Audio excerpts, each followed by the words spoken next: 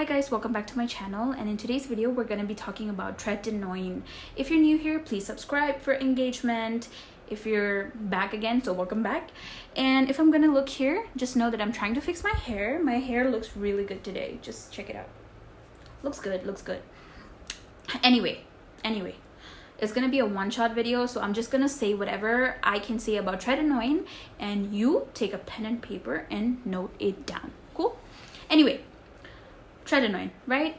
It's first generation retinoid. What's a retinoid? It's a derivative. It's an umbrella term that we use to talk about vitamin A derivative, right? First, it has four generations. First generation is retinol. Then we have retinal, also known as retinaldehyde. Now, retinol and retinal are over the counter, found in serums, found in eye creams, moisturizers, blah, blah, blah, night creams and all that, right?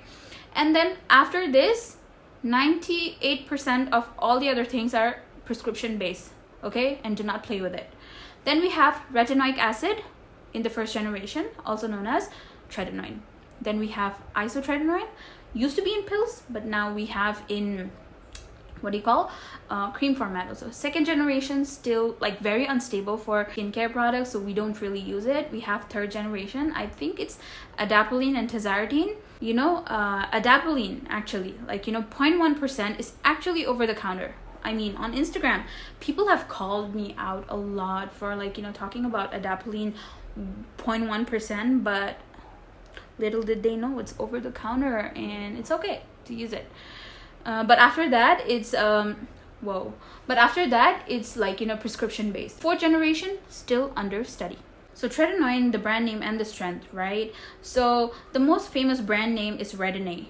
I'm saying this name because I, for a fact, know that you all know the name of Retin-A already, and I'm not going to take the other names that I usually use for practice, because I know for a fact the moment I state all of those names, you're going to be going to the pharmacy. So it comes in cream, gel, lotion format, and the strength varies from 0.01 or 0.025, 0.05, then 0.1. There is 0.2 also, and there is a new one. It's technically not new, it's a microsphere format. So people tend to find direct tretinoin irritating to the skin. Microspheres are those that are released onto the skin at calculated dosage. And it's more stable, by the way. So when you use that, I personally use that. So when you use it, it is released slowly onto the skin, and it works slowly, but it is very effective. Claims are as such that microspheres are so stable that you can even apply during the daytime. It's not something I would suggest, but that's what research says. Cool? Before we move forward with this video, I wanted to put in a really short disclaimer. Number one, this is not a professional advice. Number two, this is not an online consultation. Number three, after watching this video, if you still go and get tretinoin off of the counter, the consequence, the side effects related to your skin and more, because again, side effects of tretinoin are not limited to skin in general, is on you. Number four, tretinoin or any form of retinoid is contraindicated during pregnancy. During breastfeeding, you can actually use retinoid, but only with the help of your doctor. So without further ado, let's go. So after that really short disclaimer, let's move further on how to use tretinoin, right? First of all, it's prescription grade, so it's going to be really irritating to your skin. So you might want to start off really slow. And when I say slow, I mean once in 10 days or once in once in a week or something like that, right? First thing is starting off slow. Second thing is buffering. When I say buffering, is the fact that you should use it with the sandwich method, because again, purging is something that I feel can be avoided with so many methods out there. Most of the people are scared about purging, but that is something that your doctor and you can work it out. Moving on, you take a pea-size amount after double cleansing your face, and then you let your face get bone dry. If you're going to use the sandwich method, you're going to apply moisturizer first, then top it up with your tretinoin, and then use a moisturizer again. But if you're like me, who is used to retinoids in general, whose skin is sturdy enough, then what you can do is double cleanse, let your skin dry, literally let your skin dry out, like, you know, bone dry, or like, you know, wipe it off with a napkin first and let it sit there, dry. I'm literally repeating this word again and again. Dry it out, and then use a pea-sized amount all over your face, avoiding the corners of your nose, your eye area, corners of your mouth, because this area has like really thin skin. You do not want to cause further damage. Now let's talk about purging, right? What's a purging and how long does it last? Purging is a process where your skin will peel, like, you know, dry skin, flaky skin will happen, and you're gonna get a lot of pimples and a lot of breakouts in general. And it lasts anywhere from 2 weeks to 8 weeks, and it actually happens with any kind of active ingredient. It can be with retinol, it can be with chemical exfoliants like AHA, BHA, PHA. But when it comes to retinoids specifically, there is a term called retinization. It is a time frame wherein your skin gets used to the retinoid, and during that process your skin is peeling off, your skin is breaking out, and the process is such a thing that, for example, if you're somebody who breaks out a lot on your cheek area, you're not going to go ahead and break out on your forehead. It's going to break out on, like, you know, the retinoid will break you out on the cheek area. Retinoids increase skin cell turnover, and the pimple that you're supposed to get, like, you know, 2 months down the line, you're getting it now. So if you're somebody who breaks out on your cheek, you're gonna break out on your cheek more, and it's gonna slow down eventually in 2 to 8 weeks. Like I said, during this time frame, you're supposed to push through. You're not supposed to stop your retinoid application or tretinoin application. You're supposed to push through. A lot of people, after applying retinol or any form of retinoid or tretinoin, they start breaking out, they start purging, and the moment they start purging, they think that, oh, I'm allergic to this product and I'm not going to use it anymore, and they stop using the product. That is a wrong thing to do. When you purge, you have to push through.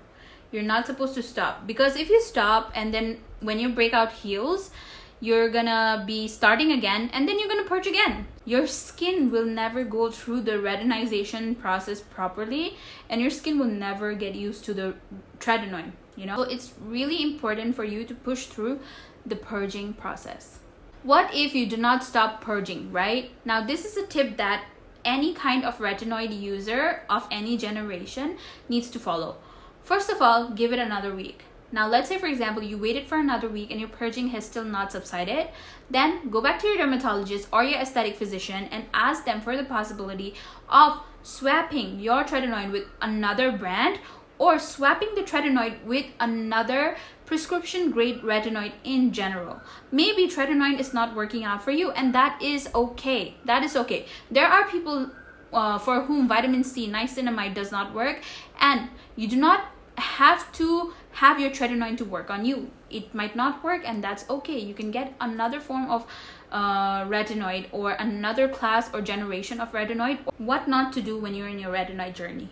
First of all, not to wax or shave the day before you're using the tretinoin. Like, let's say, for example, I need to use my tretinoin tomorrow. I'm not gonna wax, shave, or do anything that's gonna compromise my barrier today. Cool? Second thing, the next day, I'm gonna be using sunscreen every 2 to 3 hours, because your skin is going to be sensitive during this whole period of using retinoids or tretinoin. You might not want to mix in other ingredients when you're using retinoid. Like, for example, if I'm using it tomorrow night, I'm not going to be using vitamin C or AHAs and BHAs in the same routine. You might want to space it out and use it other days. With antioxidants, what you can do is you can use it in the morning instead. So talking about side effects, right? Side effects are not limited to just dry, flaky skin, okay? Before I get into this, I want to remind you that tretinoin is not an over-the-counter skincare. It is a prescription grade medication. Cool? Medication, not skincare. Side effects are dry, flaky skin, sensitive skin, damaged barrier. Like, when you apply products, your skin is gonna burn, and because of that, your rosacea might get aggravated. And if you do not have rosacea or redness of the skin, you might suddenly develop this redness. And another thing is being sensitive towards sun. And you might also get broken blood vessels. Now the thing about broken blood vessel is that you cannot fix it. You can go to an aesthetic physician's clinic and get lasers done, but you're never going to get back the skin you had before the breaking of blood vessels. Anything with skin, like, you know, once it's damaged, you cannot go back to how it was. And you might want to keep that in mind before exploiting tretinoin. And the side effects, like I said, it's not limited to just skin, but again, like, you know, you can do your own research, talk to your doctor about it. But yeah, definitely contraindicated during pregnancy and breastfeeding. If you're gonna use during breastfeeding, go to your doctor, talk to them about it, have proper follow-ups. That's it. So when can you see results with tretinoin, right? I would say immediately. Like in the first week itself, you'll see that your skin tone has brightened up because of the topical exfoliation and stuff. But purging will last from 2 to 6 weeks. And with acne, you will see results from 6 to 8 weeks. I've seen a lot of videos by skinfluencers on social media where they say that, oh, I applied tretinoin every day for 30 days and, like, you know, I got like, you know, acne-free skin. No, that is fake. You will never get, like, you know, these kind of results in like 30 days. It will take around 6 to 8 weeks for acne. For hyperpigmentation, anywhere from 8 months to 8 weeks to months, because there are different grades of hyperpigmentation. For anti-aging, 6 months to a year. So the thing about retinoid is that you have to use it for years, and 5 years down the line, you look back and you're gonna be like, oh, I still look like my 30-year-old self. So yeah, I forgot to add in one more topic, the right age to use tretinoin.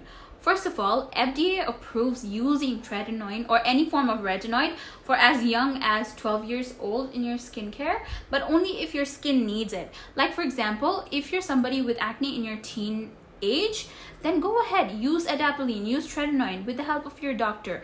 If you're somebody who wants to start later on, you can, but if you're only starting for anti-aging and stuff, always start with retinol. Why do you want to go to prescription grade immediately and damage your skin barrier and all that? I had an argument recently with a guy in Reddit where he was like, doctors in India will never give you tretinoin, blah blah blah, they're like lazy, they do not even explain the protocol to you. Well, B word, we do not give it to people because they do not need it. First of all, we take case history, patient history, and if the case history and the patient history concludes that you will need tretinoin, that's when we give tretinoin. We just don't give it to anyone who comes there. So yeah, duh, like, you know, leave it to the doctors. Don't jump into conclusions. And that was my thing that I wanted to say to the guy, but I ignored him.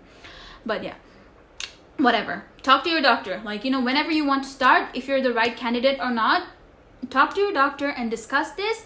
If not, just start with retinol. Just start with something over the counter, because something is better than nothing at the end of the day, right? And there's no right or wrong age to start. Like, you know, you might be too young. Like, I mean, an 8-year-old cannot use retinoid, but you're never too old. You can start when you're in your 30s, you're in your 40s, whatever. You can start whenever you want to, but my only point would be not exploiting it and using SPF properly. So that was it for my video. I hope you like it, and if you do, please subscribe for engagement. Bye.